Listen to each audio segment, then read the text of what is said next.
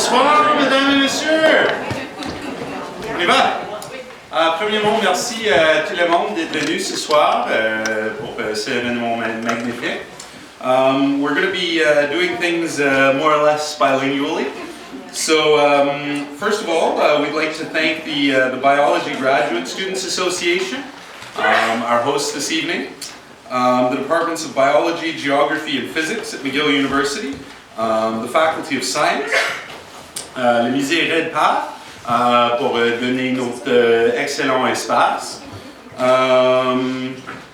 Tout le monde à la maison, cet événement c'était live streamed. It's being live streamed this evening, so people are joining us from across the country. We're very happy to have you all joining us here. And a reminder for live tweeters, if anybody's going to be live tweeting the event, use the hashtags Canada's War on Science, Unmuzzled, and Canadian Side. And we also want to thank, merci beaucoup à toutes les étudiantes, tous les bénévoles qui nous aident à gérer cet événement aussi. So merci beaucoup, merci grandement à tout le monde qui nous aide. Also, please turn off all your cell phones. Ça c'est le bon moment de fermer votre cell. Turn off your bringers. So, ce soir nous avons we have three speakers with us today. Katie Gibbs is going to be up first. She recently finished her PhD in biology at the University of Ottawa, and her thesis looked at broad-scale conservation questions, including assessing the effectiveness of endangered species legislation. In the summer of 2012, she was one of the lead organizers of the Death of Evidence Rally, and is currently the Executive Director of Evidence for Democracy, a new organization that advocates for the use of evidence in government decision-making and public policy development. So I guess we'll get started right away with Katie.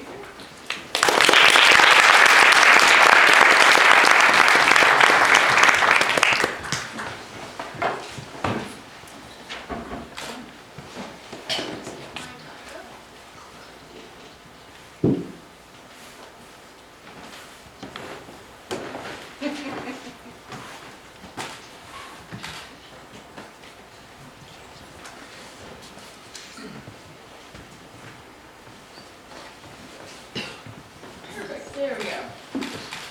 Well, thank you guys all for coming, and especially thanks to the organizers for pulling together this really amazing event on pretty short notice. I normally give sort of a longer talk that really sort of ties together all these threads of the death of evidence in Canada. But since tonight we have two other speakers who I think are going to do that as well, I'm going to focus more on the perspective of a scientist and how some of the changes have really sort of affected actually doing science in Canada. So I can't start any talk without talking about why does it even matter, why is science important? And of course there's lots of reasons why, keeping our food supply healthy, our food supply safe, keeping us healthy, making new gadgets for us, and driving the economy and all of that. But I really think another aspect of that is that having science and evidence are really crucial for having a strong democracy. So I love this particular quote: "When we limit the production of scientific evidence, it creates a knowledge vacuum that inflates the power of political influence. If politicians can't point to facts in defense of their arguments, then there's little left but ideology to rely upon." So I really think we need to start thinking of policies that limit our scientific capacity, that limit our ability to make policy decisions based on evidence, really as attacks on our democracy, the same way we think of having a free and open press as crucial to having a healthy democracy. So really the main problem is that we've actually seen an erosion in our ability to actually do research in Canada. And we've seen this both in government and academic science. So we've seen reduced funding for the money that government gives to universities to do academic research, as well as the amount of science that they actually do in-house as government scientists. And then this has resulted in the closure of a lot of really important scientific institutions. And then with the money that is still we've seen this really shift to focus on only research that has, industry partnerships or commercialization, and really away from any kind of basic research or what I call regulatory research, so, monitoring our water and air supply and things like that. So this graph shows the amount of money that the government gives to the tri-councils, which are the bodies that fund academic research. And you can see that there's decreases across the board, with the biggest cut coming to SSHRC, which is what funds social science research. And we can see in NSERC, which funds science research, science and engineering, has had a reduction of about 6.5%. So some of the changes to research at NSERC have been really devastated the landscape for scientists in Canada. So one of the main things was called discovery grants, and this was really the main source of sort of stable funding for scientists to do their work and to fund graduate students. And it's often been called sort of the backbone of academic research. And we've seen huge cuts to that. We've also seen they completely cut the MRS, the major research support program. So this was basically the money that funds almost all of the big scientific facilities in Canada. So when you think of big research stations in the Arctic, for example, they cost a huge amount of money to upkeep that and to pay for the support staff and the technicians and all of those people. And pretty much all of those things across the country were funded with this pot of money that the government then said, we're completely closing this up. So for example, there's Pearl, which is the Polar Arctic Research Station. It's one of Canada's most northern research stations. That lost a lot of money from this being cut, as well as the Banfield Marine Science Center. And part of the problem here is that we've invested so much money into building these world-class research facilities that, a lot of people have calculated that we're going to lose a lot of money by not investing in them and keeping them up. So people have made the analogy that it's like building a racetrack and buying really expensive race cars and then saying we don't have enough money to put gas into them. And so they just sit there and don't get used. And so that's really what we're seeing here with this being cut. The NDP Science and Tech Critic did an analysis that this is really only going to save 1.3 million, but it's actually going to lose us 80 million in these facilities just deteriorating because they're not getting the upkeep that they need. Another change that really hit sort of myself and my colleagues in grad school is changes to the way NSERC funds postdoc funding. So you can see here that at the end of the graph, there's there's been increases in the number of applicants, while the number of awards has dropped off drastically, as well as the success rate has continued to go down. And so one thing they did recently to try to at least make the success rate appear better is they changed the rules so that you can only apply once. But almost everybody I know who's gotten postdoc funding through NSERC has gotten it on the second time they've applied or even the third time they've applied. So that's made it really stressful for people because, so do you apply right after grad school, or because you can only apply once, maybe it makes sense to just wait a year and apply the next year. So that's really, this is one of the main sort of decently funded postdocs that are available. And not only are there so many fewer of them, but they've added this rule that makes applying for it very challenging. So we've also seen huge cuts to actual, in-house government scientists, so scientists who work in various government departments like Environment Canada, Department of Fisheries and Oceans, Parks Canada, places like that.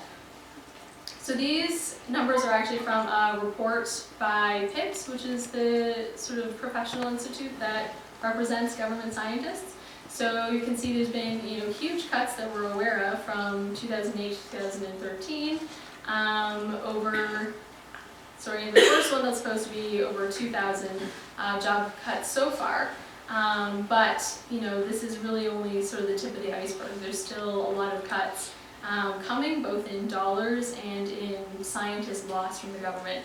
So this is really alarming. These are the people who monitor our food and our air quality and things like that. So we've also seen a huge shift in the National Research Council. So they've sort of explicitly refocused it to serve business. And when they first announced this, they said that they, envision the NRC becoming a concierge service for business. And they were actually serious about that because this is the website now. It actually is a concierge service with one number that business can call. And so we've seen really the same trends for academic research, again with the remaining bit of money that is there is really being focused on industry spending. So I mentioned the cuts to the discovery grants, which are literally the backbone of academic research. So that pot of money has been reduced a lot, but then they created a new pot of money called keynote, that are basically, grants for research that you can find in industry partnership. So they've made this other money way harder to get and reduce the amounts, but if you can find an industry partnership, then you can, almost immediately get this new pot of money. And part of the problem there is this new pot of money, there's no sort of peer review in how it's doled out. It's just, someone at NSERC looks at the applications and decides.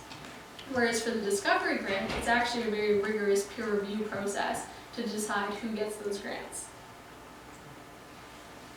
And of course, one of the most recent examples we've seen is the loss of a lot of books and materials from science libraries across the country. So we've seen closures in many science departments, but also many other departments as well.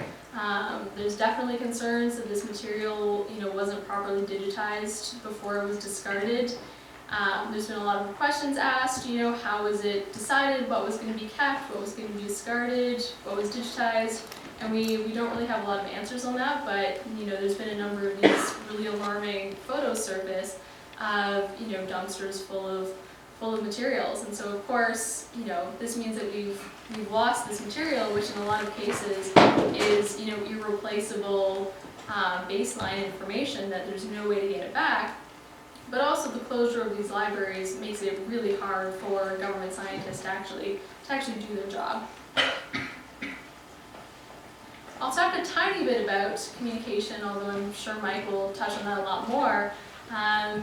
We've seen part of the problem with the changes that have come into place that have really sort of made it harder for scientists to talk about their research is you have to keep in mind that this came at the same time as all the cuts to funding. So often what happens is that, when there's funding cuts and layoffs happening, almost everybody gets an affected letter. So you basically get a letter that says, we're going to be letting go a lot of scientists, you may or not be one of them. Which you can imagine, that doesn't exactly create a very happy job atmosphere. So then on top of that, you have new rules that say, you're not allowed to talk directly to the media, it has to go through the communications team. So that really just sort of, layers onto that. But besides just the, restrictions in ability to talk to media, there's been a lot of more subtle changes that also make it harder for scientists to do their work and especially to collaborate with academic partners or partners in other countries. So we've seen changes to the actual publication procedures in a few departments. So in the Department of Fisheries and Oceans, what happened is the rules used to only apply if the DFO scientist was a lead author on a scientific study. So in that case, when you write up your paper about your research and you want to submit it to a journal for publication, you would have to get the manager's approval before you could submit it, which makes sense. But now that rule has been changed so that it applies to any paper that has any DFO author on it. So even if you have a large collaboration where you have 10 academic scientists and 1 DFO scientist, that still has to go to the DFO manager for approval before it can be submitted to a paper. So there's definitely concern there that this would make academic researchers less likely to collaborate with them because there's a fear that their work could end up getting sort of stalled in the bureaucracy if it was somehow unpalatable for the government. The other big problem is that there's been huge cutbacks on whether or not scientists can attend conferences. So I've heard from a lot of scientists who, even if they get their own funding, they're still not approved to attend conferences.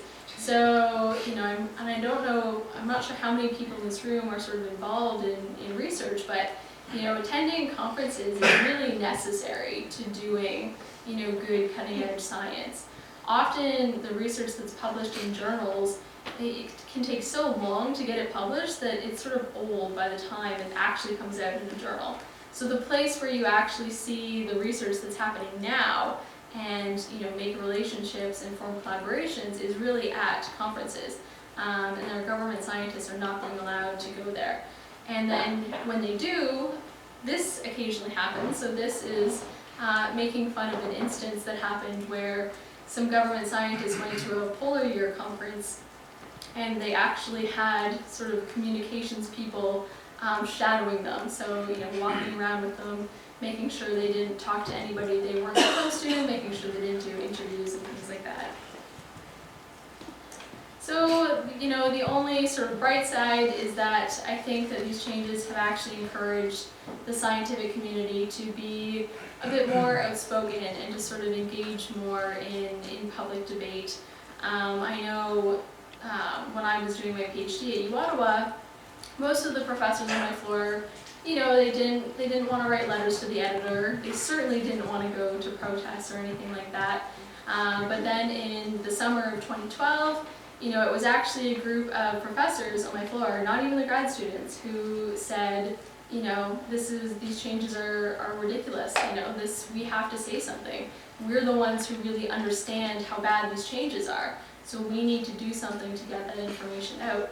And so we ended up organizing the Death of Evidence rally, which really ended up being, you know, far bigger of a thing than any of us had expected.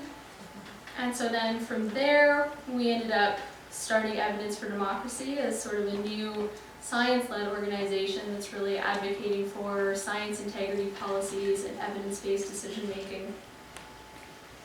So our vision is to have strong public policies that are built on the best available evidence, a thriving democracy where citizens are informed and engaged, and a national culture that values science and evidence. And so I think we have a lot of work to do to get there, but it's a nice vision. So then just this past fall, we did rallies all across the country this time. And again, we had only expected to have maybe 4 of them, and people kept calling us and saying, you know, add my city to the list, we're going to do something. And currently we have a petition on the site about the library closures, so I encourage you to check that out tonight when you have a chance and add your name to that, and hopefully we can at least get some answers about, you know, what has happened to the remaining material. And some of the things we're working on next, we're really trying to put together what we're calling a network of experts. So trying to have a really good database of experts from all different fields, so that when things happen, we can actually have sort of a rapid response team to act on that, whether it's, you know, doing a sort of letter and having a bunch of scientists sign on to it, or whether it's doing letters to the editor or something like that. But having this sort of ready to go so that when something happens, we can respond to it really quickly. And we're also working on putting together, you know, sort of an educational website where we actually can document what all the changes have been. I've only touched on a few of them. We're going to hear about so many more of them tonight. We really need to have a place where, you know, you can send somebody to who's not familiar on these issues, where they can get up to speed really fast. And there's just a whole bunch of ways that you can help, and so I've listed a few of them there. And I think we have a table out there as well afterwards where you can go and talk to some of our members and find out how you can get involved. And that's it.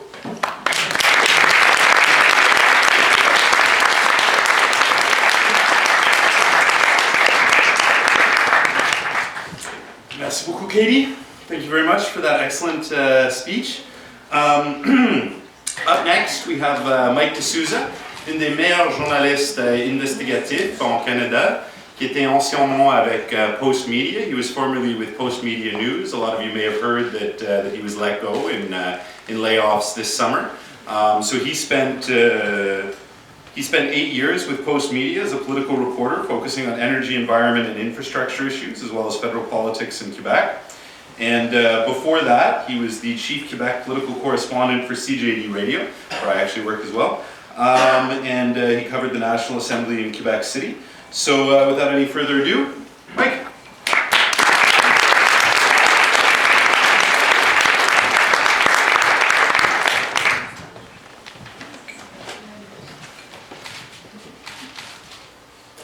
Thank you, merci.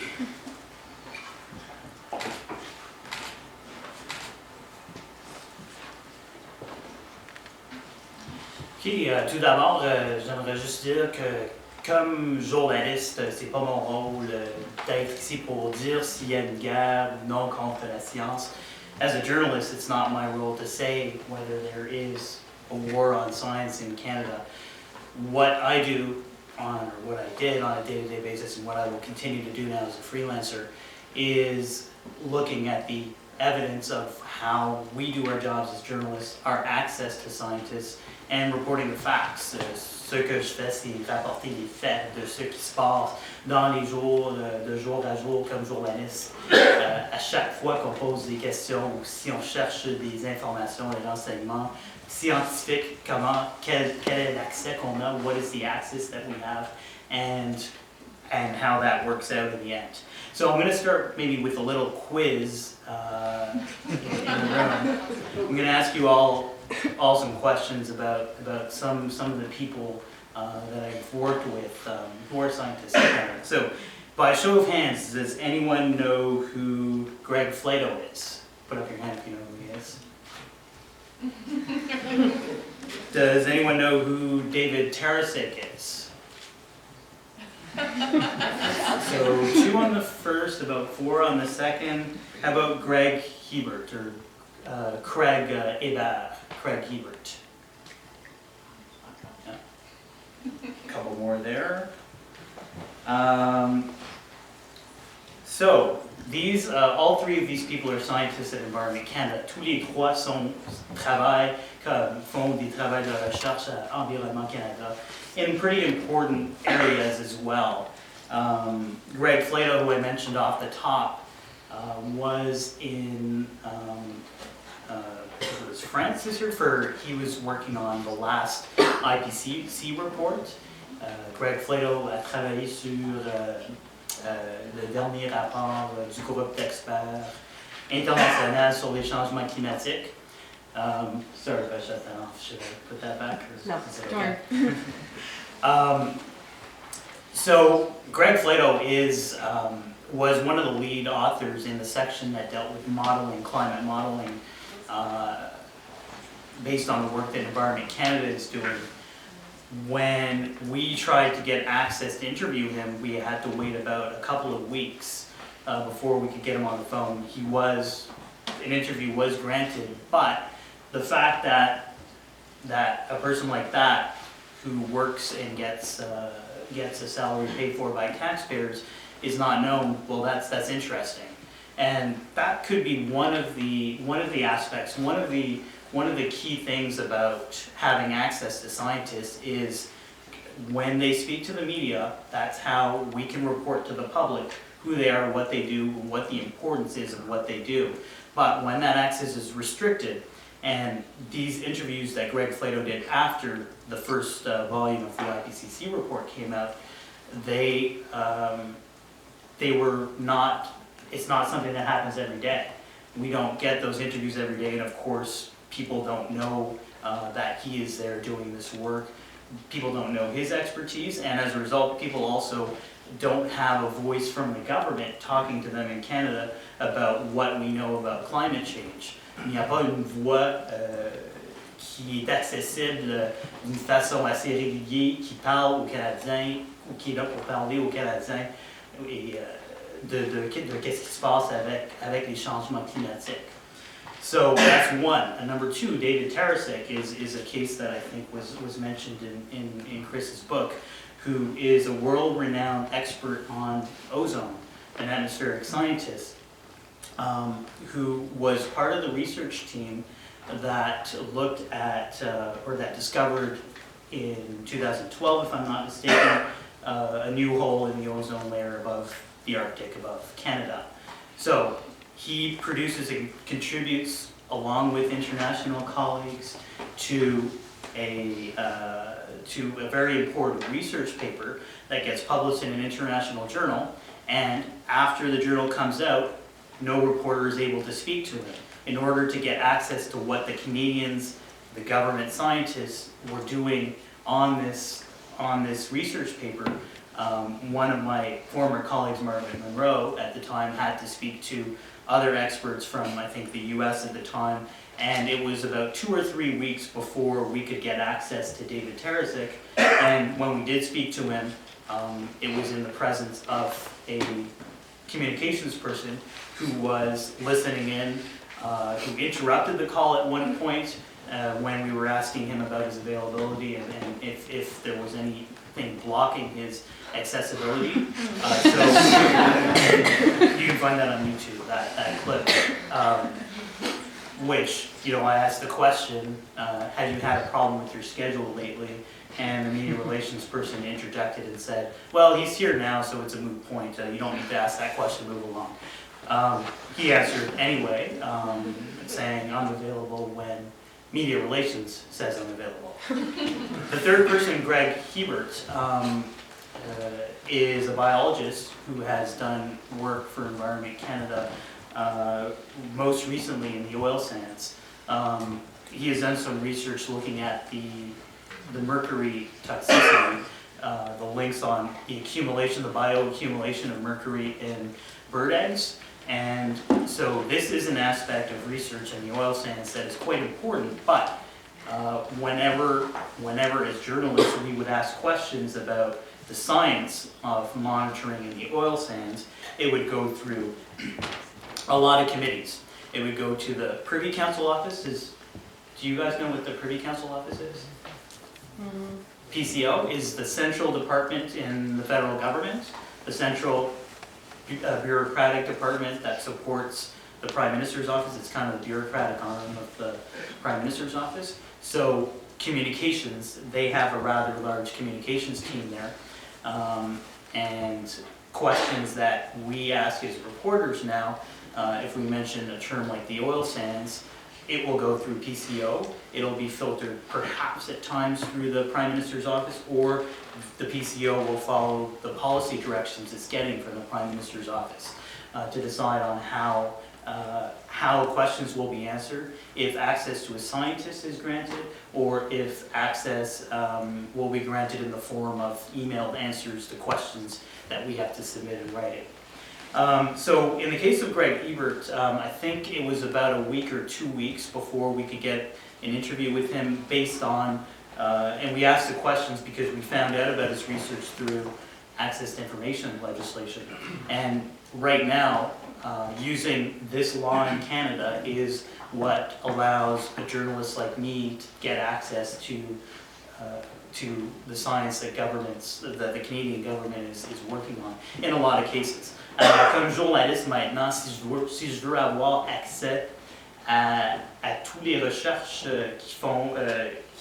qui se passent maintenant au sein du gouvernement fédéral dans des ministères comme Ressources naturelles Canada, Environnement Canada, le ministère des pêcheries et océans, il faut que j'utilise la loi d'accès à l'information. Ça, c'est dans plusieurs cas, on apprend, we learn about science through access to information, and sometimes it relies on luck. So without having regular access to scientists, either we have to have some kind of a leak or some kind of an inside knowledge of what's going on to be able to figure it out and report that to the public. So there are a couple of cases I wanted just to highlight, and I will keep it brief because I know we're all here to hear what Chris has to say. So I think that Katie mentioned the International Polar Conference. And there was a similar example that we had covered at Post Media. And again, it was a case of where we discovered research that was being done in the oil sands Il s'agissait d'un cas où il y avait encore des recherches dans les sables bitumineux sur les polluants dans l'eau. What we discovered at the time is that there was concrete research underway that was confirming what academics, David Schindler in particular, who was at the University of Alberta, who's retired now, when he came out with research saying the oil sands industry is polluting water, he was attacked from all sides. He was attacked by the provincial government, or questioned by the provincial government. He was questioned by people in industry, and there was kind of a campaign to suggest that what he was saying was biased or somehow tainted. So when we discovered through access to information legislation that there was research, follow-up research done by Environment Canada that was confirming what he was doing, we found that out through access to information legislation, and we found out that it was being presented at a conference, I think it was an international conference in Boston, where the scientists who had done the research were all given a script. They were all told, they were given a list of set questions and answers.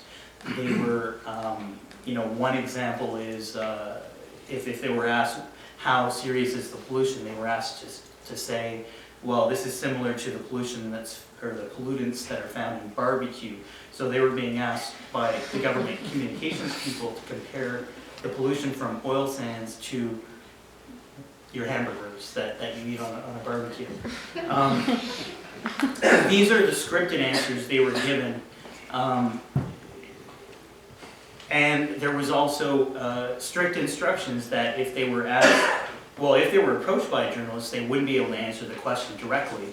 It said in the document, the media protocol will kick in. You'll have to contact headquarters and arrange for the person, comms person nearby, to sit in and monitor the interview. They were also given instructions on certain types of policy questions, which this is a debate that I think you can have in society as to what level, as a government scientist, as a bureaucrat, you do have to be nonpartisan.